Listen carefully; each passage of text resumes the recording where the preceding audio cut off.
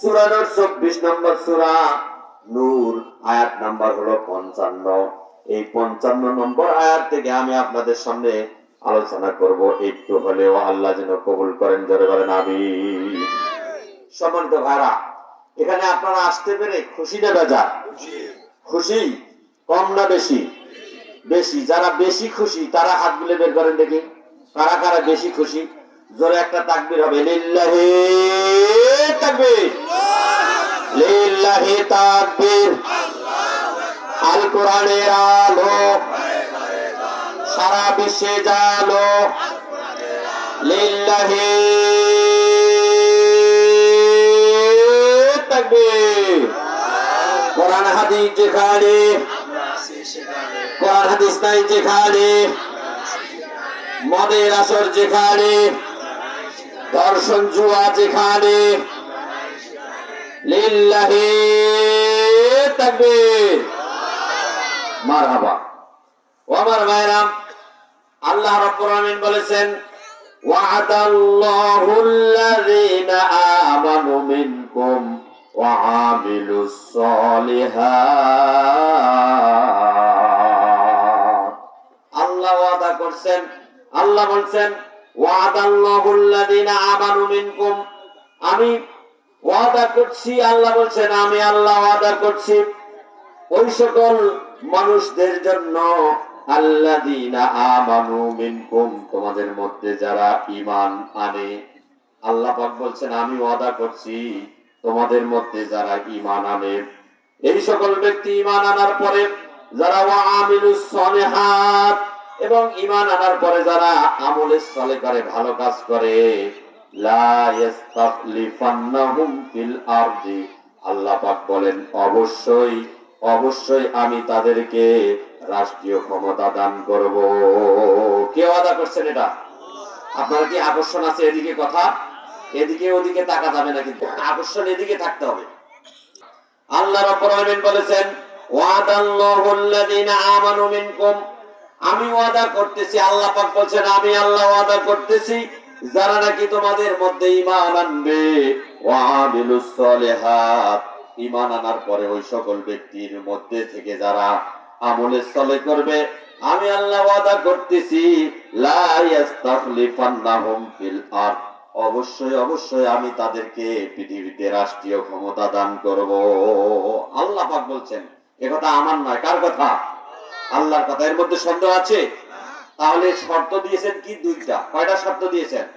দুইটা শর্ত। একটা হলো তোমাদের মধ্যে আমি ওয়াদা করতেছি যে তোমরা ঈমান আনবে, ঈমান আনার পরে আমলে সালেহ করবে। একটা হলো ঈমান আনা, আর একটা হলো আমলে সালেহ করা। ঈমান কাকে বলে আর আমলে সালেহ কাকে বলে, এইটা আমাদেরকে জানা দরকার। আছে কি নাই? সেরকম আছে কি নাই? ঈমান হলো না দেখা জিনিসকে বিশ্বাস করা।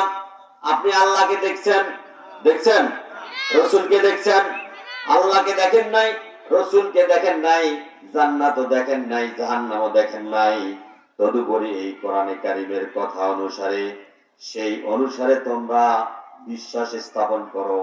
এই না দেখিয়া বিশ্বাস স্থাপন করাটার নাম হলো ঈমান। কথা হচ্ছে এখন? আল্লাহকে তো আমরা দেখি নাই, জান্নাতও দেখি নাই, জাহান্নামও দেখি নাই, রসুলকেও দেখি নাই, কিন্তু এই কিতাবের বর্ণনা অনুযায়ী, রসুলের আদর্শের কথা প্রকাশ অনুযায়ী আমরা বিশ্বাস করে নিয়েছি, ঈমান এনেছি, বিশ্বাস করেছি। এই বিশ্বাসের নাম হলো ঈমান। আমার ভাইরা, যারা এই ঈমান আনবে, আল্লাহর প্রতি বিশ্বাস করবে, পরকালের প্রতি বিশ্বাস করবে, আখিরাতের প্রতি বিশ্বাস করবে, এই বিশ্বাস করে যে ব্যক্তি, তাকে বলা হয়, তাকে বলা হয় হলো ঈমানদার। ঈমানদার তাকে বলা হয় যারা নাকি ঈমানদার হবে। এক নম্বর শর্ত, যারা ঈমান আনবে তাদেরকে বলা হয় ঈমানদার। এই ঈমান আনার পরে যারা দুনিয়াতে ভালো ভালো কাজ করবে, আমলে সালেহ, আমল মানে হলো কাজ, সালেহ মানে হলো উত্তম কাজ। এই ভালো ভালো কাজ, যারা ভালো ভালো কাজ করবে, ঈমান আনার পরে ভালো কাজ করলে, আল্লাহ রাব্বুল আলামিন তাদের জন্য বলেছেন লা ইস্তাখলিফান্নাহুম ফিল আরদ, জমিনের মধ্যে আমি আল্লাহ রাব্বুল আলামিন তাদের জন্য রাষ্ট্রীয় ক্ষমতা দান করব। জোরে বলেন সুবহানাল্লাহ। আর বলেন সুবহানাল্লাহ। আমার ভাইরা, এই ভালো কাজের মধ্যে উদাহরণ দিলে বুঝতে পারবেন ভালো কাজ কাকে বলেন। আপনি ধরেন আজকে এখানে আসতে গিয়া আপনি যখন আসতেছেন তখন মনে করেন আপনার সামনে দুইজন ব্যক্তির দ্বন্দ্ব বেজে গেছে, একজনের শক্তি বেশি আর একজনের একটু শক্তি কম, এরকম দুইজনকার দ্বন্দ্ব বেজেছে। আপনি সামনে আসতে আপনি দেখলেন যে ওরা দুইজনে এমন ভাবে লাগছে, হয়তো বা ঘুষাঘুষি লাগবে অথবা লাঠি দিয়া ফাটাফাটি হবে, গন্ডগোল সৃষ্টি হবে। আপনি একজন ইমানদার হলে আপনার দায়িত্ব হলো, নৈতিক দায়িত্ব হলো, ভাই থামেন, আমরা দেখতেছি কি ব্যাপার, কেন গন্ডগোল, কি হয়েছে, এতটুকু কথা বলতে হবে, বলা দরকার আছে কি নাই, যদি বলার আছে কি নাই। আপনি ওইখানে দাঁড়াবেন, বলবেন ভাই থামেন দেখি কি হয়েছে, আপনাদের কথাগুলি শুনি, কি নিয়ে গন্ডগোল, কথাটা শুনি। এই কথা যদি বলেন, অন্তত লোকগুলো বিবেক যদি থাকে, ওরা কিন্তু থেমে যাবে, জোরে বলেন ঠিক না ঠিক। এই থেমে যাওয়ার পর আপনার কৌশল দিয়া, মাথা দিয়া, আপনার দেমাগ দিয়া যদি দুইজনের কথা শোনেন, ভাই বলেন তো তোমার কি সমস্যা, এই ভাইকে যদি বলেন কি সমস্যা, দুইজনের সমস্যা শুনলেন, অবশ্যই এর মধ্যে কম বেশি একটু হতে পারে, পারে কি পারে না। একজনের দোষ হয়তো হয়তো 50, আর একজনের দোষ হয়তো 30 অথবা 35 অথবা 40, এরকম হতে পারে কিনা। এরকম অবস্থায় আপনার বুদ্ধিমত্তা দিয়ে আপনি যদি ওই দুইটা দ্বন্দ্বকে যদি আপনি সমাধান করার জন্য অতিরিক্ত কিছু কথা বলেন এবং ওই দুইজনকে থামায়া দিয়া আপনি যদি গন্ডগোলটাকে থামায়া দেয়া যদি নিরসন করে দিতে পারেন, কথা যদি অতিরিক্ত বলেন, এই অতিরিক্ত প্রত্যেকটি কথার জন্য আপনার আমলনামায় আল্লাহ সওয়াব লিখে দিবে, যদি বলেন সুবহানাল্লাহ। কিছু ফাও কথা আছে না, ফাও কথা আছে না, যারা দেওয়ানি দুইটা সালিশ নামায় যখন বসে তখন দেখবেন যে অনেক কথার ভিতরে, আসল কথার ভিতরে অনেকগুলো কথা ঢুকায়া ওইটাকে এমন ভাবে মিল দিয়ে দুইজনকে একেবারে খামুশ করে দেয়, থামে দেওয়ার পর ওটা মিট করে দেয়, এরকম লোক আছে না ভাই। আল্লাহ রাসূল বলেন, কোন ব্যক্তি যদি এরকম অতিরিক্ত কথা বলে, দুইজনকার সমস্যাকে সমাধান করার জন্য অতিরিক্ত কোন কথা বলে, এই প্রত্যেকটি কথা তার আমলের সলে হিসাবে গণ্য হয়ে যাবে এবং প্রত্যেকটা কথার জন্য তার আমলনামায় সওয়াব লেখা হয়ে যাবে, জোরে বলেন সুবহানাল্লাহ, আরো জোরে বলেন সুবহানাল্লাহ। এই আল্লাহ রাব্বুল আলামিন, এইটা হলো আল্লাহ রাসূল বলেছেন, আমি কি তোমাদের কাছে তোমাদের ইবাদতের চাইতে, তোমাদের নামাজের চাইতে, তোমাদের হজের চাইতে, তোমাদের সিজদার চাইতে আমি কি আরো গুরুত্বপূর্ণ কিছু তোমাদেরকে বলবো? সাহাবায়ে কেরাম বললেন যে হ্যাঁ আল্লাহ রাসূল আপনি বলেন। আল্লাহ রাসূল বললেন, এরকম দুইজন ব্যক্তির বিবাদমান সমস্যাকে যদি তুমি তোমার বুদ্ধিমত্তা দিয়া এইটাকে যদি সমাধান করে দিতে পারো, এইটা তোমার জন্য সবচাইতে ইবাদতের চাইতে বেশি সওয়াব হয়ে যাবে, যদি বলেন ঠিক না ঠিক। আমার ভাইরা এটা বুঝতে পারবেন, এখন আপনারা বুঝতে পারতেছেন না। ওই যে দেখেন ফিলিস্তিন গাজার নাম শুনছেন, ফিলিস্তিন রাষ্ট্র গাজা, সেখানে যে রাষ্ট্রটা ফিলিস্তিন গাজা, মসজিদে আকসা, ইহুদি ওই নেতানিয়াহু এই যে জালিম ইহুদি মুসলমানদের উপর অত্যাচার চালাচ্ছে এবং নির্বিচারে তাদেরকে গুলি করে হত্যা করতেছে। হাজার হাজার মানুষ, আজকে এ পর্যন্ত প্রায় 50,000-এর মতো নারী এবং শিশু সহ আবাল বৃদ্ধ বনিতা ওই দেশের মানুষকে হত্যা করে ফেলেছে। ও আমার ভাইরা, তাদের থাকার ঘর নাই। এই যে 10 তলা 20 তলা 15 তলা 5 তলা বিল্ডিং গুলিকে মাটির সাথে মিশে দিয়েছে, ধ্বংসস্তূপে পরিণত করেছে। এই মানুষগুলো আজকে মানবতার জীবন যাপন করতেছে খোলা আসমানের নিচে। এই শীতের রাতে আজকে কষ্ট করে তারা দিন অতিবাহিত করতেছে।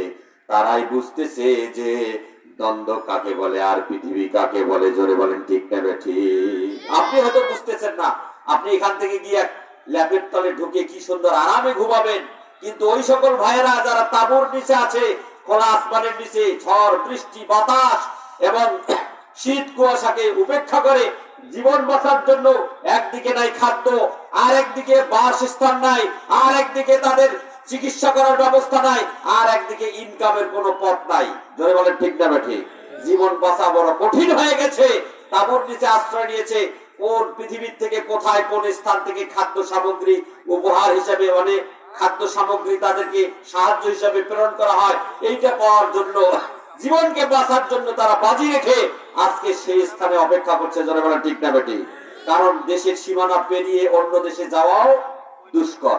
নিজের বাড়ির একটা স্থান আর নিজের বাড়ির একটা অধিকার, আর অন্যের দেশে যা উদ্বাস্ত হিসেবে যাওয়া আর একটা ব্যাপার, জোরে বলেন ঠিক না ঠিক। সম্মানিত ভাইরা, এরকম এইরকম লোকগুলি, অসহায় লোকগুলি আজকে জীবন যাপন করছে। এই ক্ষেত্রে আপনি যদি ওই নেতানিয়াহুকে এই অন্যায় কাজ থেকে বিরত রাখার জন্য যদি পরামর্শ দেন, অথবা জালিমের এই অত্যাচার থেকে জালিমকে যদি বিরত রাখেন, মাজলুমের পক্ষ যদি অবলম্বন করেন, দুইজনকে সাহায্য করা হবে। আল্লাহ রাসূল বলছে, মাজলুমকে যদি সাহায্য করো আর জালিমকে যদি ওই কাজ থেকে বিরত রাখো, দুইটাই হবে সাহায্য। আর তোমার এই কাজ করার জন্য তোমার সবচাইতে ইবাদত করিয়া যত সওয়াব পাইবা না, নামাজ রোজা হজ যাকাত করিয়া যত সওয়াব পাইবা না, তুমি যদি এরকম কিছু ব্যক্তির যদি উপকার করো, এটা তোমার জন্য আরো বেশি পুণ্যের কাজ হবে। জোরে বলেন সুবহানাল্লাহ। তাহলে এখানে আয়াতের দাবি হলো ওয়াদাল্লাহুল্লাযীনা আমানু, আল্লাহ ওয়াদা করতেছেন তোমাদের মধ্যে, আমানু মিনকুম, তোমাদের মধ্যে যারা ঈমান আনবে, ওয়া আমিলুস সালিহাত, ঈমান আনার পরে যারা আমলে সালেহ করবে, ভালো কাজ করবে। দুনিয়ায় যতগুলি ভালো কাজ আছে, এই সবগুলি ভালো কাজকে আমলে সালেহ বলা হয়। যারা নাকি ঈমান আনার পরে এরকম আমলে সালেহ করবে, আল্লাহ পাক বলছেন লা ইস্তাখলিফান্নাহুম ফিল আরদ, এই পৃথিবীর মধ্যে আমি তাদেরকে রাষ্ট্রীয় ক্ষমতা দান করব। জোরে বলেন সুবহানাল্লাহ। রাষ্ট্রীয় ক্ষমতা বলতে এই রাষ্ট্র পরিচালনা করার জন্য দায়িত্ব দিবেন এই দেশের প্রেসিডেন্ট, এই দেশের মন্ত্রী, এমপি, ডিসি, এসপি হওয়ার মতো যোগ্যতা আল্লাহ রাব্বুল আলামিন তাদেরকে দিবেন, যদি ঈমান আনে আর আমলে সালেহ করে। এই দুইটা কাজ করতে হবে। জোরে বলেন ঠিক না বেঠিক? আমরা কি এই দুইটা কাজ করতে রাজি আছি? আল্লাহ পাক আমাদের তৌফিক দান করুক। জোরে বলেন আমিন। আমার ভাইরা, আমলে সালেহ এমন ক্ষুদ্র কাজও আছে। একেবারে ক্ষুদ্র কাজ কেমন? মনে করি আপনি রাস্তা দিয়ে আসতেছেন, এই রাস্তা দিয়ে আসতে গিয়া রাস্তার মাঝখানে দেখলেন একটা গরু অথবা একটা ঘোড়া এমন ভাবে পায়খানা করে রাখছে, এক ভিড়া পায়খানা। এরকম করে রাখে না? রাখে না ভাই, রাখে না? এরকম অন্ধকার রাতের মধ্যে রাস্তার মাঝখানে এরকম এক ভিড়া গরুর গোবর অথবা ঘোড়ার পায়খানা এক ভিড়া অপেক্ষা করতেছে।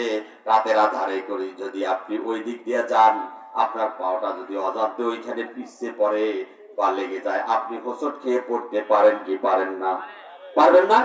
এরকম হতে পারে না? অথবা দ্রুত গতিতে একটা গাড়ি গিয়া যদি হঠাৎ করে ওই পায়খানার উপরে চাকা পিছলে গিয়া আপনি যদি পড়ে যান নিচের মধ্যে, পুকুরের মধ্যে অথবা অন্য কোনো জায়গায়, আপনার হাত ভেঙে গেল, আপনার অন্য কোনো একটা আঘাত লেগে আপনার হাত ভেঙে গেল, আপনার মাথা ফেটে গেল, আপনি হয়তো পরে ওখানে মারাও যেতে পারেন। এরকম ঘটনা ঘটতে পারে কিনা? আপনার নৈতিক দায়িত্ব হলো, আপনি যদি ইমানদার হন আর ওই ঘটনাটা যদি আপনার বাড়ির আশেপাশে হয়, যেটা আপনার সীমানার মধ্যে পড়ে, এরকম সীমানার মধ্যে যদি পড়ে, তাহলে আপনার দায়িত্ব হলো ওই কোদাল দিয়া ওই গোবরের পালাটাকে ওখান থেকে আউট করে দেওয়া, অথবা একটা ইটের টুকরা যদি ওখানে পড়ে থাকে, ইটের টুকরা দিয়ে পাটা দিয়ে ইটের টুকরাটা সরিয়ে দেয়া। এই কাজটা কি খুব বড় কঠিন না সহজ? কঠিন না সহজ? অবশ্যই সহজ। এই যে ছোট্ট ছোট্ট কাজ, এই কাজগুলি যদি মানবতার জন্য হয়, মানুষের কল্যাণের জন্য হয়, তাহলে এই ছোট্ট ছোট্ট কাজগুলিও আপনার জন্য, নাজাতের জন্য যথেষ্ট হবে। জোরে বলেন ঠিক না ঠিক? এগুলি হচ্ছে আমলের সালেহ। এই আমলের সালেহ যদি কেউ করে ঈমান আনার পরে, আল্লাহ পাক বলছেন লা ইস্তাখলিফান্নাহুম ফিল আরদ, জমিনের মধ্যে আমি আল্লাহ তাদেরকে নিচে রাখবো না, তাদেরকে এই দেশের নেতৃত্বের পর্যায়ে আমি তাদেরকে নেতা বানিয়ে দেব। জোরে বলেন সুবহানাল্লাহ। দেখেন আজকে যারা মানুষের কল্যাণ করে, ভালো কাজ করে, এরা কিন্তু নিচে থাকে না, এরা সব সময় নেতা থাকে। জোরে বলেন ঠিক না বেঠিক? এরা সব সময় নেতা থাকে। আর নেতা থাকার উপায় হলো আপনি ভালো কাজ করবেন, আমলের সালেহ করবেন। এই ভালো কাজ করলে আপনি নেতা হয়ে যাইতে পারবেন। আল্লাহ পাক এই কথাই বলেছেন, কামাস্তাখলাফাল্লাযীনা মিন ক্বাবলিকুম। অর্থাৎ শুধু এটাই নয়, রাষ্ট্রীয় ক্ষমতা তো দিব, এই রাষ্ট্রীয় ক্ষমতা এরকম ক্ষমতা তোমাদেরকেও দেব। জোরে বলেন সুবহানাল্লাহ। সম্মানিত ভাই, এই রাষ্ট্রীয় ক্ষমতার জন্য হুড়োহুড়ি, আজকে মারামারি, গন্ডগোল, দেশে দেশে, রাষ্ট্রে রাষ্ট্রে, গোটা পৃথিবীতে আজকে এই রাষ্ট্রীয় ক্ষমতা দখল করার জন্য আজকে মানুষ মরিয়া হয়ে উঠেছে। এবং যেভাবেই হোক রাষ্ট্রীয় ক্ষমতা দখল করার জন্য আজকে এই পৃথিবীতে সব কিছু ঘটনা ঘটতেছে। যারা বলেন ঠিক না বেঠিক? আজকে রাষ্ট্রীয় ক্ষমতায় থাকার জন্য 2041 সাল পর্যন্ত থাকার জন্য এক শ্রেণীর লোক আজকে ঘোষণা দিয়েছিল, দেয় নাই? ইতিপূর্বে যারা ক্ষমতায় ছিল তারা দেয় নাই যে 2041 সাল পর্যন্ত আমরা ক্ষমতায় থাকবো। এই ক্ষমতায় থাকার জন্য যত প্রকার অনৈতিক কাজ ছিল সব প্রকার অনৈতিক কাজ তারা করেছে। জনগণ ঠিক না বেঠিক? আমার ভাইরা অনৈতিক কাজ কি করেছে শোনেন। আজকে কিছু কিছু লোক এই কথাগুলি বললে বলে হুজুর এই যে আপনি আলাদা দিকে যাচ্ছেন, রাজনৈতিকের দিকে যাচ্ছেন। রাজনীতি কাকে বলে বোঝেন? রাজনীতি মানে হলো শ্রেষ্ঠ নীতি। শ্রেষ্ঠ নীতি হলো এই কোরআন। শ্রেষ্ঠ নীতি কি? এই কোরআন। তাহলে হকের কথা যা হবে সব কথাই হচ্ছে শ্রেষ্ঠ নীতি এই কোরআন, রাজনীতির কথা। সম্মানিত ভাইরা, দেশ কিভাবে পরিচালনা করবেন, দেশের মানুষ কিভাবে শান্তিতে থাকবে, দেশের জন্য নিরাপত্তা আইন কি হতে পারে, স্বরাষ্ট্রনীতি কেমন হতে পারে, পররাষ্ট্রনীতি কেমন হতে পারে, এই দেশের সব নীতিগুলি এই কোরআনের মধ্যে আছে। কিন্তু কপাল পরা মুসলমান এই কোরআনের ধারে কাছেও নাই, কোরআনের একটা অক্ষরও জানে না। এমনও মুসলমান আছে যে প্রতিদিন যে ফরজ গোসল হয়, এই ফরজ গোসলের ফরজ কয়টি, এই ফরজ গোসলের ফরজটা পর্যন্ত জানে না। এরকম মুসলমান আছে না নাই? ইসলাম আছে না নাই?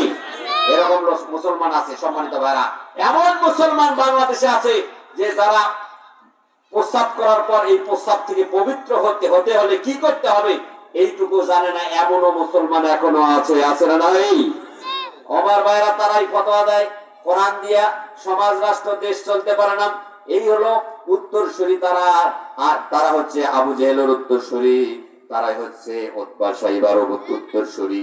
তারা হলো মুখ দিয়ে এইটা কথা বলে, শিখানো কথা অন্য কেউ জাদুকর ব্যক্তিরা শিখায়া দেয়, আর ওরা মুখ দিয়ে এই কথাগুলি বলে। এই কথাগুলি ওদের নয়। ঠিক না বেটি? এরা হলো জাদুকর। এটা আবু জেহেল, উতবা সাইবা, রবিয়া, এই ফেরাউন, নমরুদ, এদের হলো উত্তরসূরি। এরা সবসময় এই শিখানো কথাগুলির মধ্য দিয়ে চলে। সমাজ রাষ্ট্র দেশ চলতে পারে না। তা আল্লাহ রাসূল কি খামাকাই মদিনা রাষ্ট্রের প্রেসিডেন্ট এমনিতে হয়েছিলেন ছাগল চড়ার জন্য? শুধু ছাগল চড়ার জন্য নাকি? অবশ্যই তিনি রাষ্ট্রীয় ক্ষমতার সবকিছু জানার পরে রাষ্ট্রের প্রেসিডেন্টের দায়িত্ব পালন করেছেন। জোরে বলেন ঠিক না বেঠিক?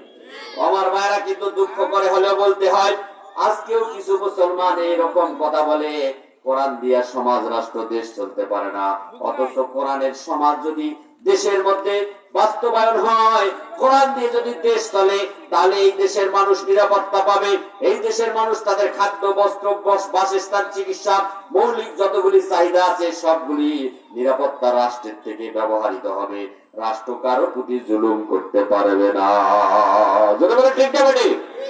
সম্মানিত ভাইরা, কিন্তু আজকে এই রাষ্ট্রের মধ্যে এতদিন যত তন্ত্র মন্ত্র চলেছে অন্যান্য জাতির, সব তন্ত্র মন্ত্র মানুষের তৈরি করা, এই মানুষের তৈরি করা তন্ত্র মন্ত্র দিয়া দেশ চলেছে।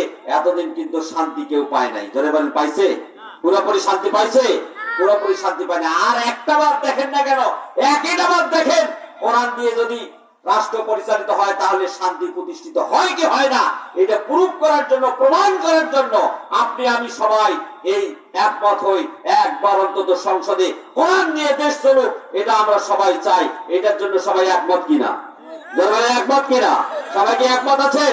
লিল্লাহে তাকবীর, লিল্লাহে তাকবীর, আল কোরআনের আলো। সম্মানিত ভাইরা, কোরআন দিয়ে একবার দেশ পরিচালিত হোক, এটা আমরা চাই। আর এই কোরআন দিয়ে দেশ পরিচালিত হলে মানুষ শান্তিতে ঘুমাবে, কোনো সন্দেহ নাই। কারণ আল্লাহ বলছেন যে আমি তোমাদেরকে এমন নিরাপত্তা দিব। আল্লাহ সেই আয়াতটা পরে বলছেন, ওয়ালা ইউমাক্কিনান্না লাহুম দীনাহুমুল্লাযী ইরতাদা লাহুম।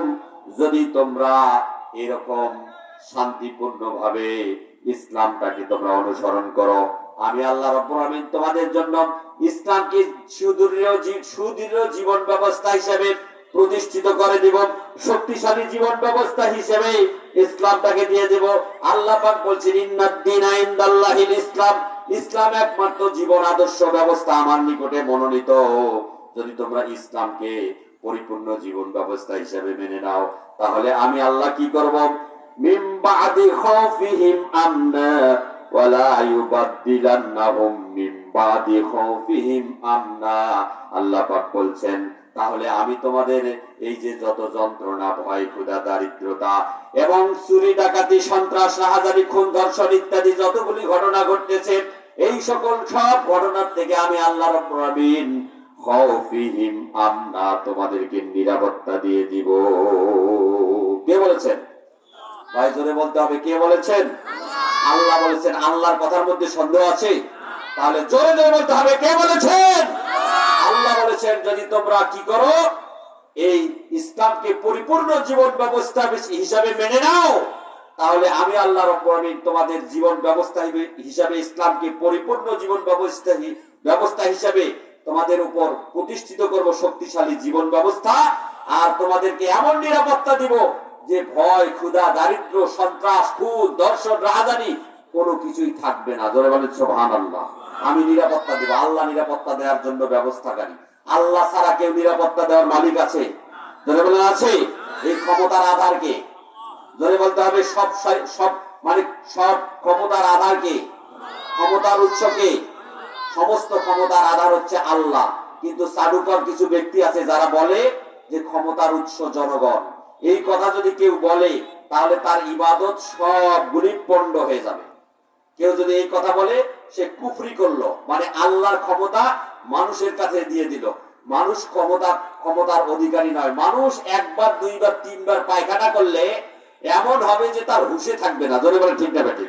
মানুষ যদি তিনবার পায়খানা করে, দুইবার বমি করে, তারপরে যদি যা ওর সামনে একটা 16 কলায় পরিপূর্ণ যৌবনচ্ছটা একেবারে ডানা কাটা পরি একটা যদি রূপ লাবণ্য বিশিষ্ট একটা মেয়ে যদি তার সামনে যায় নাচে আর গান গায়, আর যদি সে তিনবার বমি করে আর তিনবার পায়খানা, পাতলা পায়খানা করে, এরপরে যদি তাকে যদি বলেন যে এই যে দেখো সুন্দরী, বিশ্ব সুন্দরী নাচতেছে, একটু তাকাও, না শরীর চলে না।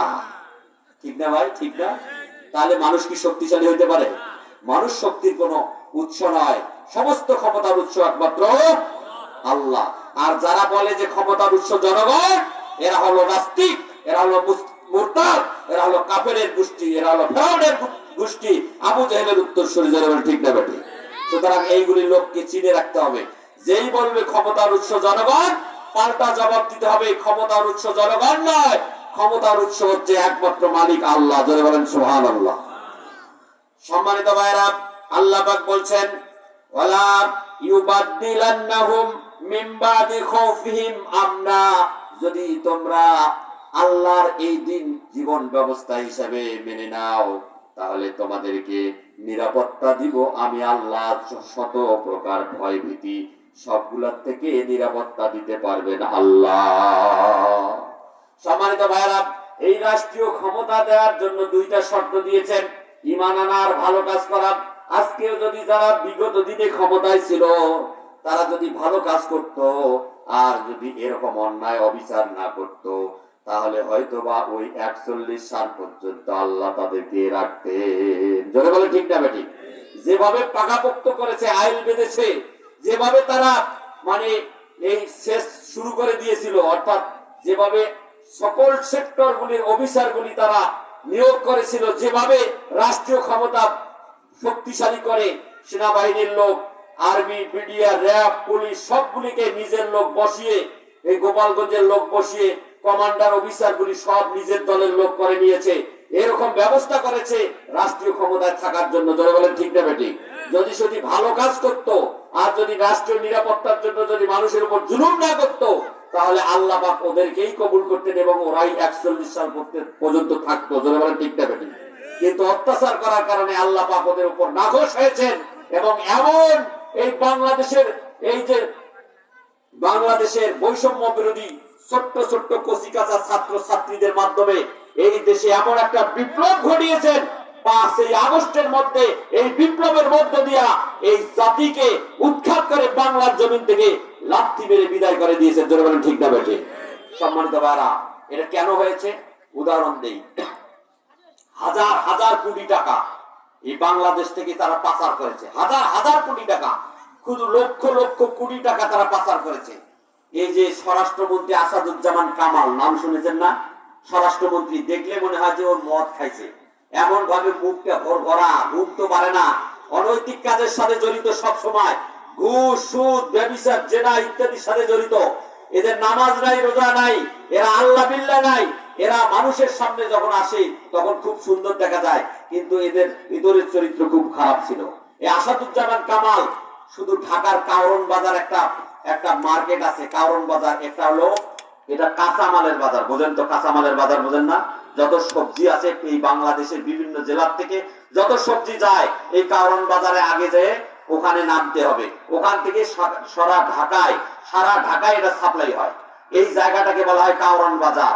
এই কাওরান বাজারে প্রতিদিন তারা যে চাঁদা আদায় করতো, এই আসাদুজ্জামান কামাল স্বরাষ্ট্রমন্ত্রী, এই আসাদুজ্জামান খান কামাল এই প্রতিদিন 4 থেকে 5 কোটি টাকা প্রতিদিন চাঁদা আদায় করতো। 4-5 কোটি টাকা কি আপনার আমার বাড়ির কথা নাকি ভাই? বোঝেন 4-5 কোটি টাকা কাকে বলে?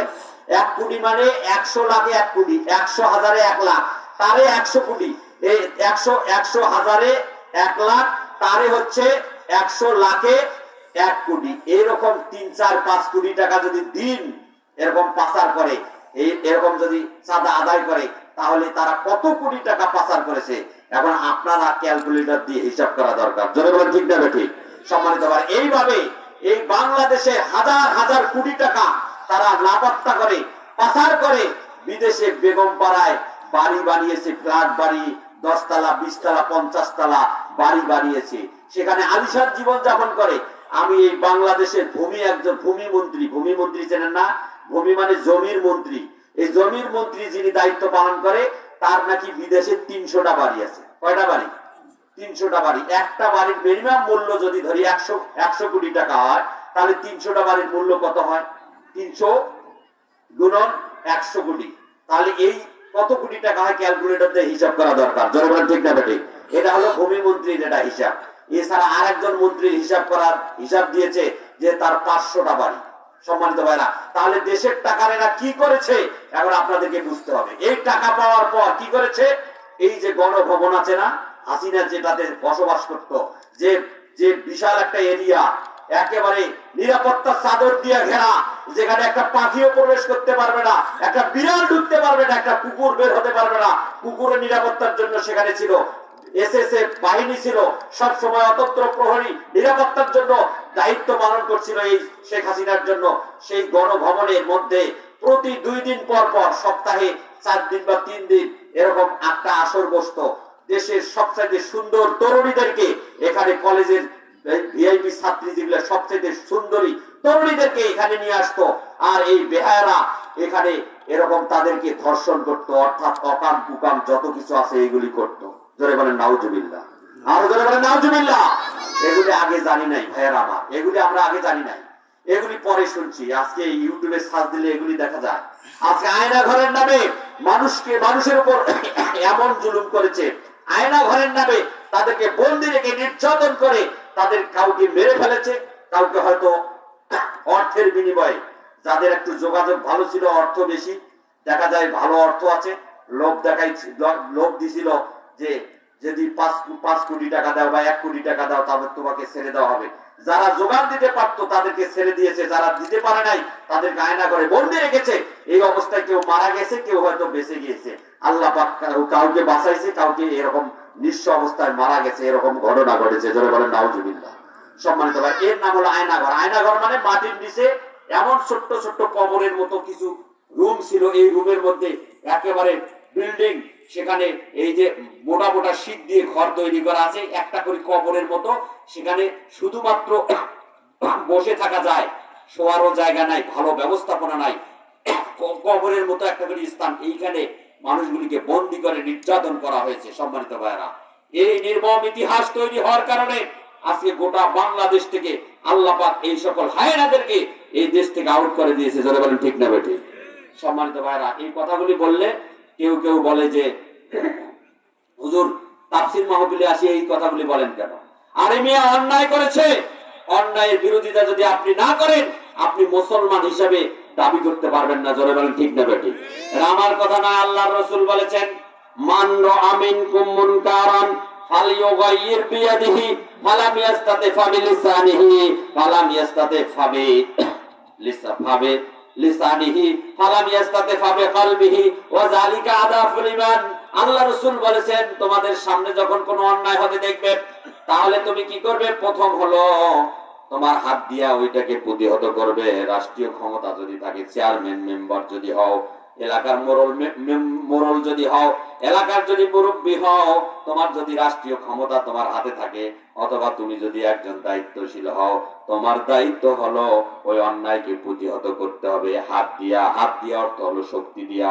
এইটা যদি ফালামি ইস্তাতে এইটা যদি না পারেন, তাহলে দ্বিতীয় নম্বর দায়িত্ব হলো ফাবিলিসানিহি, তোমার মুখ দিয়া বলতে হবে ভাই এটা অন্যায়, এটা করা যাবে না। এটা হলো 2 নম্বর ইমানদারের অধিকারী।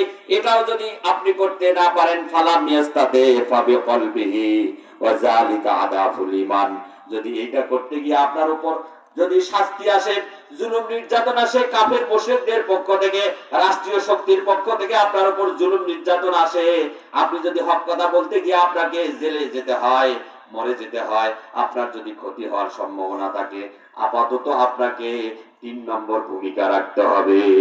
হাত দিয়ে পারলেন না, মুখ দিয়ে বলতে পারলেন না, 3 নম্বর হলো অন্তর দিয়ে ওটাকে ঘৃণা করতে হবে।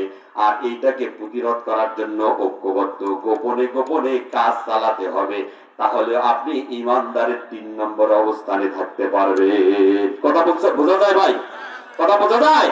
তাহলে 3টা ইমানের স্তর। একটা হলো 1 নম্বর হলো হাত দিয়ে প্রতিহত করা, এটা না পারলে 2 নম্বর হলো মুখ দিয়ে বলা, এটাও যদি না পারেন, বললেই আপনার বিপদ আছে, এরকম যদি অবস্থার সৃষ্টি হয়, তাহলে 3 নম্বর হলো অন্তর দিয়ে ঘৃণা করা আর গোপনে এটা প্রতিহত করার জন্য ঐক্যবদ্ধ প্রচেষ্টা শুরু করা। এইটার নাম হলো 3 নম্বর ঈমান। ওয়া যালিকা আদাফুল ঈমান, আল্লাহ রাসূল বলেছেন এটা হলো দুর্বল ঈমানের অধিকারী। তাহলে এখন আপনি এই ঈমানের থার্মোমিটার দিয়া, ঈমান মাপার যন্ত্র হলো এই হাদিস। এই হাদিসটা দিয়ে আপনি এখন আপনার ঈমানের গভীরতা যাচাই করেন। আপনি কয় নম্বর ঈমানদার আপনি নিজেকে প্রশ্ন করেন, তাহলে আপনি ঈমানের কয় নম্বর সেক্টরে আছে আর আপনি বুঝতে পারবেন। যদি বলেন ঠিক না ঠিক? ও আমার ভাইয়ারাম, আমি যে কথাটি বলতে চাই, আজকে এই গোটা পৃথিবীতে যদি আমলের স্থলে করে, ভালো কাজ করে, কোন ব্যক্তি যদি ভালো আমল করে, আল্লাহ পাক বলছেন লা ইয়াস্তাখলিফান্নাহুম ফিল আরদ, জমিনের মধ্যে আমি তাদেরকে রাষ্ট্রীয় ক্ষমতা দিব। ও আমার ভাইরা, হাসিনা ক্ষমতায় এসেছিলেন, হাসিনা যদি যত ভালো কাজ করেছে, কিছু ভালো কাজ করেছে, রাস্তাঘাটের উন্নয়ন করেছে, কিছু ভালো কাজ করেছে, কিন্তু ভালো কাজের নাম করে তারা 1 টাকার কাজ করেছে, 500 টাকা হাইজ্যাক করেছে। কথা বুঝছেন তো? কথা বুঝছেন? সাইনবোর্ড লাগাইছে ভালো, এই সাইনবোর্ডের তলে এমন কিছু অনৈতিক কাজ করেছে যেটা সামাল দেওয়া সম্ভব হয় নাই। সম্মানিত ভাই, 1 টাকার উন্নয়ন করেছে, দেখা গেছে সে যে 500 টাকার, মানে 1 টাকার কাজ করে 500 টাকা সেখানে ধরেছে। বুঝছেন তো? এখন অনৈতিক কাজ করেছে কি বলে দেখেন। এই যে পদ্মা সেতুর নাম করে নাই, পদ্মা সেতু, পদ্মা সেতু যেদিন উদ্বোধন করেছে, ভাইরা আমার কাছে তথ্য এসেছে, পদ্মা সেতু যেদিন উদ্বোধন করেছে, একদিনে পদ্মা সেতু উদ্বোধনের নাম দিয়া হাসিনা যে ওই যে রাজকীয় যে বিনোদন, একটা রাজকীয় ভাব সৃষ্টি করেছিল, যেদিন উদ্বোধন করেছে, একদিনে 92 কোটি টাকা খরচ করেছে। 92 কোটি টাকা, 92 কোটি, এটা একটা দুইটা নয়, 92 কোটি টাকা কাকে বলে? 92 কোটি টাকা একদিনে খরচ করেছে এই বাংলাদেশের রাষ্ট্রীয় সম্পদ নষ্ট করে দিয়ে। সম্মানিত ভাইরা, এইটার জবাব দেওয়া লাগবে কি লাগবে না? যদি বলে লাগবে কি লাগবে না? আজকে এই কারণে আল্লাহর পক্ষ থেকে তার উপর শাস্তি নাজিল হয়েছে। সম্মানিত ভাইরা, এই জন্য সতর্ক হতে হবে, যারা এরকম করবে, জুলুম নির্যাতন করবে, আল্লাহর পক্ষ থেকে তাদের উপর শাস্তি আসবে। এই জন্য হাসিনার উপর শাস্তি এসেছে। শুধু তাই নয় ভাইরা আমার, এই দেশের প্রবীণ রাজনীতিবিদ যারা ছিল, যারা 1 টাকারও দুর্নীতি করে নাই, দূরবীন দিয়া তাদের চরিত্র বিশ্লেষণ করা হয়েছে। মতিউর রহমান নিজামী কৃষি মন্ত্রণালয়ের দায়িত্ব পালন করেছেন, এরপরে শিল্প মন্ত্রণালয়ের দায়িত্ব পালন করেছে। তার মন্ত্রিত্বকালে যখন যত কিছু তছনছ করে দেখা হয়েছে যে তার চরিত্রের মধ্যে কোনো দোষ নাই, 2 টাকারও দুর্নীতি করেন নাই। রাষ্ট্রীয় সম্পদ তিনি হেফাজত করেছেন এবং কাজ করার পরে টাকা ফেরত দিয়েছেন, এরকম নজির আছে।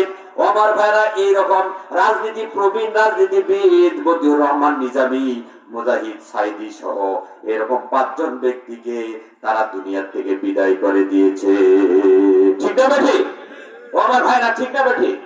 এই 5 জন ভাইকে শহীদ করে দেওয়া হলো। বিএনপির একজন ডোনার নেতা, সবচাইতে কথায় খুব পারদর্শী, ওই যে সালাউদ্দিন কাদের চৌধুরী চট্টগ্রাম, ওমর ভাইরা তাকেও একটা হিংসাত্মক কারণে তাকে এই পৃথিবী থেকে বিদায় করে দেওয়া হয়েছে। সেটা কারণ হলো হাসিনার সঙ্গে তার বিবাহের প্রস্তাব দিয়েছিল। কোন কারণে ওই যে সালাউদ্দিন কাদের চৌধুরী এইটাকে মেনে নিতে পারে নাই, যেই কারণে শেষে গিয়া এই এই হিংসাত্মক মনোভাবটা চরিতার্থ করতে গিয়া অন্যায় ভাবে সালাউদ্দিন কাদের চৌধুরীকেও ফাঁসি দিয়েছে। মানে বিবাহের প্রস্তাব দিয়েছিল, এটা গ্রহণ করে নাই, এই কারণে আজকে সালাউদ্দিন কাদের চৌধুরীকে হত্যা করেছে। সম্মানিত ভাইরা, এরকম অনৈতিক কাজ করার কারণে আল্লাহর পক্ষ থেকে তাদের উপর শাস্তি নাজিল হয়েছে। যারা বলেন ঠিক না ঠিক? সম্মানিত ভাইরা, এই জন্য আসুন আমরা অন্যায় করব না, অন্যায় প্রশ্রয় দিব না। অন্যায় যারা করবে দুনিয়ার জমিনে তারা শাস্তি পাবে। দুনিয়ার জমিনে যদি শাস্তি নাও পায়, আখিরাতের জমিনে তাদের জন্য শাস্তি রিজার্ভ আছে। ঠিক না ঠিক? আখিরাতের আদালতে বাঁচার কোনো উপায় তাদের থাকবে না। সম্মানিত ভাইরা, তাই আসুন আমরা আজকে ভালো কাজের মধ্য দিয়ে ঈমান আনার পরে আমলের ফলের মধ্য দিয়ে আমরা আজকে উন্নতর জীবনের দিকে এগিয়ে যাই। আল্লাহ পাক আমাদের কবুল করুক। জোরে বলেন আমিন। লিল্লাহি তাকবীর, লিল্লাহি তাকবীর। দ্বিতীয় বক্তার আগমন, হযরত মাওলানা সামিউল ইসলামের আগমন। সুন্দরগঞ্জের পক্ষ থেকে লিল্লাহি তাকবীর। সম্মানিত ভাইরা, তাই আসুন আমাদেরকে এই ভালো কাজ করতে হবে, আমলের ফলে করতে হবে। আল্লাহ পাক আমাদের তৌফিক দান করুক। জোরে বলেন আমিন। আল্লাহ রাব্বুল আলামিন আমাদেরকে তৌফিক দান করুক। আমরা ভালো কাজ করি, ভালো আমল করি। ভালো কাজ ভালো আমলের মধ্য দিয়ে আমরা যদি এগিয়ে যেতে পারি, তাহলে দেশটার মধ্যে শান্তি প্রতিষ্ঠিত হবে। সম্মানিত ভাইয়েরা, আল্লাহ রাসূল এই জন্য আমাদেরকে ভালো মানুষ হওয়ার জন্য উপদেশ দিয়েছেন এবং নিজের জীবন বাজি রেখে সমাজকে প্রতিষ্ঠিত করার জন্য তিনি হিজরত করে মদিনায় গিয়েছেন, দেশ ছেড়ে দিয়েছেন। রাষ্ট্রের মধ্যে রাষ্ট্র পরিচালনা করতে গিয়া কাফির মুশরিকদের মার খেয়েছেন, জেলে গিয়েছেন, এত নিষ্ঠুর নির্যাতনের শিকার হয়েছেন, তদুপরি ইসলাম ছেড়ে দেন নাই, আল্লাহর দ্বীন থেকে পিছপা হন নাই। আজকেও যারা ইসলামের কথা বলবে, আল্লাহর দ্বীনের কথা বলবে, রাসূলের কথা বলবে, তাদের উপর এরকম অত্যাচার আসবে। জোরে বলেন ঠিক না ঠিক? সুতরাং এই সকল উপেক্ষা করে যারা স্থির থাকবে, দ্বীনের উপর অটল থাকবে, আল্লাহ পাক বলছেন তাদের মৃত্যুর সময় ফেরেশতারা এসে বলবে, নাহনু আউলিয়াউকুম ফিল হায়াতিদ দুনিয়া ওয়া ফিল আখিরাহ, আমরা তোমাদের জন্য দুনিয়ার জীবনে বন্ধু এবং আখিরাতের জীবনেও বন্ধু। ওই সকল ব্যক্তির জন্য কোনো কষ্ট হবে না। জোরে বলেন সুবহানাল্লাহ, আর জোরে বলেন সুবহানাল্লাহ। সম্মানিত ভাইরা, আমরা কি সবাই একমত এই দ্বীনের পক্ষে, এই ইসলামকে বাংলার জমিনে একবার কোরআনের শাসন দিয়া এই দেশ পরিচালনা করার জন্য আমরা কি সবাই একমত? সবাইকে একমত? কারা কারা একবার হাত তুলে দেখা থেকে কারা কারা একমত? লিল্লাহি তাকবীর, লিল্লাহি তাকবীর। কোরআন হাদিস যেখানে, কোরআন হাদিস নাই যেখানে, এই দেশের শাসন ব্যবস্থা কোরআন দিয়ে হোক, এর জন্য আমরা একমত। আল্লাহ পাক আমাদের সকলকে কবুল করুক। জোরে বলেন আমিন। সম্মানিত ভাইরা, আখিরাতের আদালতে বাঁচার কোনো সুযোগ আমাদের নাই যদি আমরা তারে নারী করি। বিচার ব্যবস্থায় কোনো অস্বীকার করার কোনো সুযোগ আমাদের নাই। আল্লাহ পাক বলছেন চুল ছিঁড়া বিচার হবে সবার জন্য। আপনি আমি যে কাজগুলি করেছি আখিরাতের আদালতে অস্বীকার করলে, আল্লাহ সূরা ইয়াসিনের 65 নম্বর আয়াতের মধ্যে বলছেন, আল ইয়াউমা নাখতিমু আলা আফওয়াহিহিম ওয়া তুকাল্লিমুনা আইদিহিম ওয়া তাশহাদু আরজুলুহুম বিমা কানু ইয়াকসিবুন। আল্লাহ পাক বলছেন তুমি যখন অস্বীকার করবে, বলবে যে আল্লাহ এগুলি আমি করি নাই, আল্লাহ আপনার আমার মুখ বন্ধ করে দিবেন, পেরাক মেরে দিবেন, বন্ধ করে দিবেন।